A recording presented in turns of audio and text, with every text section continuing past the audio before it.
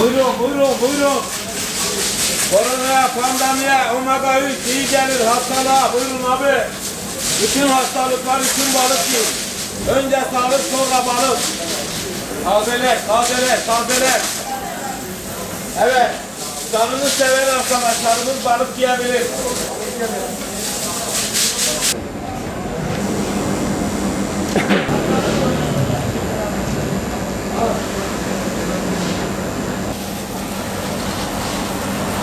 Gaziantep'e temiz balık getirmeye çalışıyoruz. Halkı balığa daha bile aktifleştiriyoruz.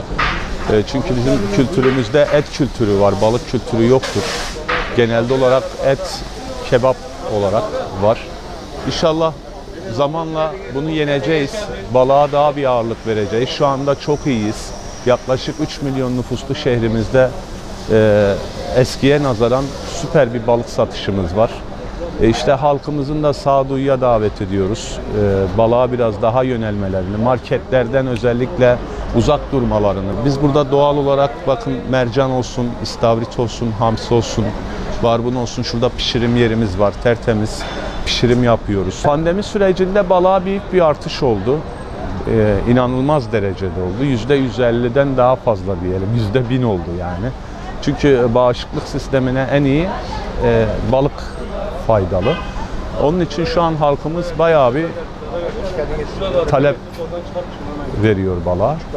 Zamanla iyi olacağına inanıyoruz. Sezon yeni başladı. Biraz havalar soğursa daha iyi olacak. Bizim Antep'in işidir. Sıcak oldu mu balık yemez. Kebaba gider, piknik alanına gider. Balık aklına gelmez.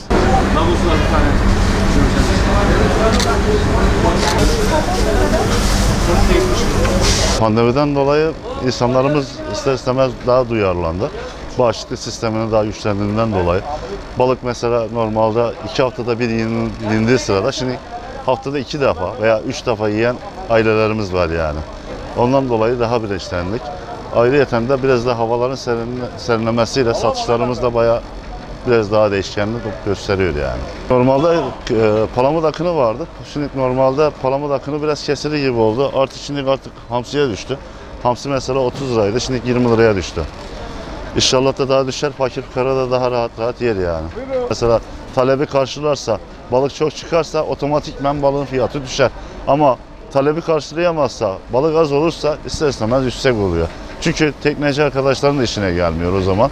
Tepside kabahat yok yani. Bir ton yakalayacağına bu adam 400 kilo yakaladığı sırada aynı masraftan gidecek. O zaman o 400 kiloya vurmuş oluyor o masrafı. Hamsi, istavrit, palamut, çinekop, levrek, çupra bu tarz balıklar daha çok gidiyor yani. Somon. Yani yoksa aşağı yukarı bizim elimizde çeşit 50-60 çeşit balık oluyor yani. Havaların daha serin olmasından balığın daha bolluğu olacağını tahmin ediyoruz inşallah. O zaman da halkımız daha uygun, daha ekonomik parayla yani önünü geçirebilir yani. Hem de bağışıklık sistemini daha güçlendirir.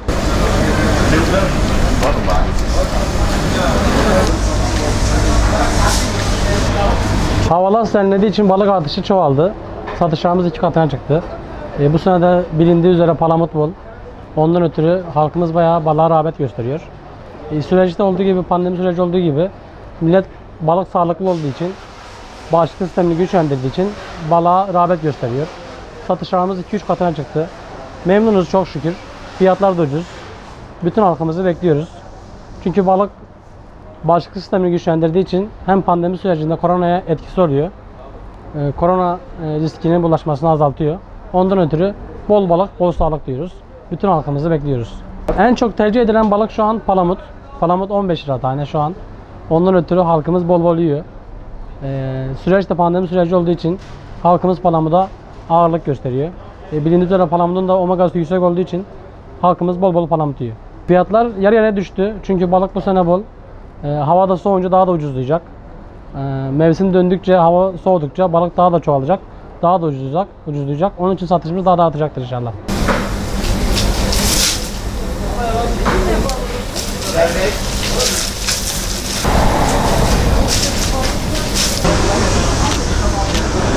Satışımız çok şükür iyi. Hamdolsun. Süper. Sezon yeni olmasına göre yine balıklarımız iyi, satışlarımız iyidir. Günlük taze balığımız geliyor. Tercih edilen balıklardan palamut, sardalya, çupra, levrek en çok satılan ürünlerimizden birisidir bunlar. Zaten Antep halkı da alıştı. Balığı çok yiyor artık. İşler iyi. Fiyatlar şu an normal. 15 liradan başlıyor dediğim gibi.